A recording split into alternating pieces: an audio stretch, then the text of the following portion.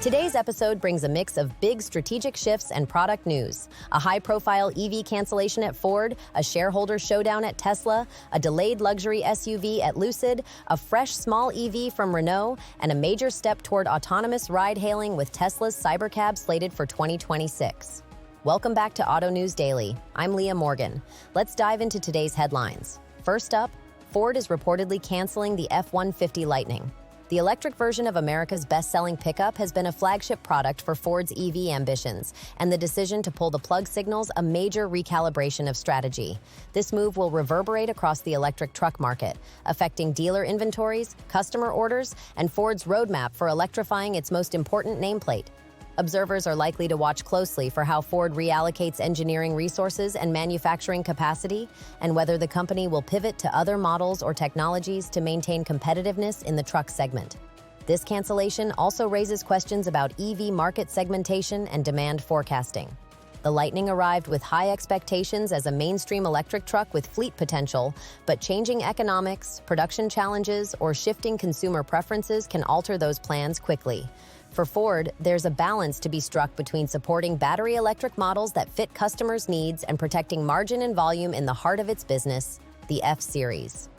Expect follow-up reporting on how Ford communicates next steps to dealers, Lightning owners, and investors, and whether incentives or conversion programs will be offered to ease the transition. Moving on, Tesla shareholders are facing a high-stakes vote over a compensation package tied to Elon Musk that has been described in sensational terms in public discussion. The proposal has drawn intense attention because of its size and the governance issues it raises for one of the world's most valuable automakers. Shareholder votes like this can influence not just leadership pay, but investor confidence, board dynamics, and how executive incentives are structured across the industry. Beyond the headline figure, the vote will be a measure of shareholder sentiment about the company's trajectory and the alignment between executive reward and long-term performance. Governance advocates will be scrutinizing the terms, while large institutional investors will weigh the implications for board accountability. Whether the package passes or is rejected, there will likely be ripple effects in corporate governance conversations at other automakers and across capital markets, as investors reassess how to balance founder influence with board oversight.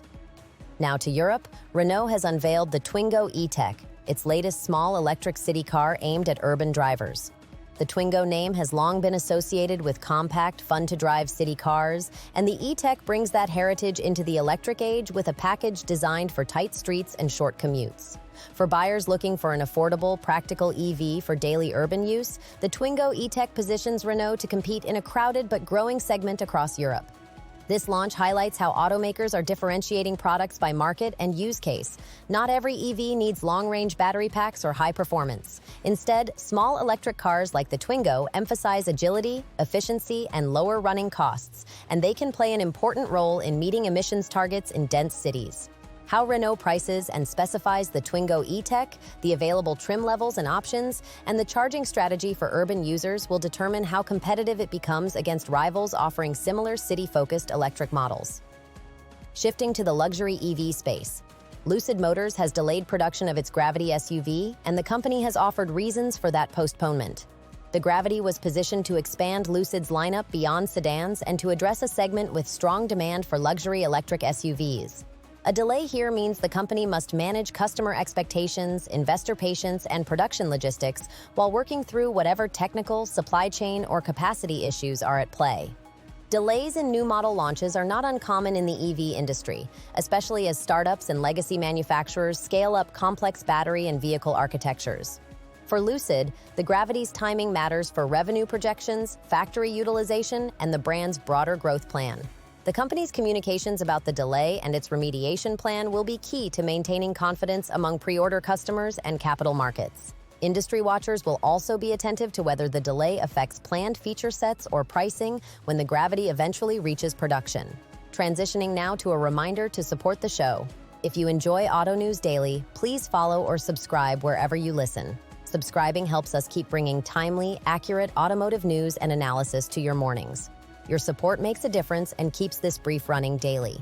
And finally, the most watched story of the moment. Tesla's Cybercab production is set to start in April 2026, marking a notable step toward the company's vision for autonomous ride-hailing. The The Cybercab is being positioned as more than just an electric vehicle. It's framed as an element of a larger strategy to move into driverless mobility services. The production timeline gives the market a concrete target and signals Tesla's commitment to scaling a purpose-built vehicle for autonomy and ride-hailing environments. This announcement will ignite fresh discussions about the regulatory, technical, and commercial hurdles that lie ahead for autonomous fleets. Producing a vehicle specifically designed around autonomous operation changes design priorities, from interior layout and safety systems to redundant controls and sensor integration. It also raises questions about infrastructure, insurance, and how legacy taxi and ride-hailing businesses will respond. For Tesla, meeting the April 2026 target will require coordinated progress across hardware development, software validation, manufacturing readiness, and the regulatory approvals needed for deployment in different regions. Taken together, these stories show an industry in active transition. Automakers adapting product lines, investors weighing corporate governance, startups negotiating the realities of scaling production, and legacy and tech-focused companies alike chasing the promise of new mobility services. As always, each announcement contains layers: market timing, supply chain constraints, regulatory implications, and the consumer demand that ultimately decides winners and losers. Thank you for spending this time with Autonews Daily. Follow or subscribe to make sure you don't miss tomorrow's update. Your support helps us keep delivering the news. Thank you, and see you tomorrow.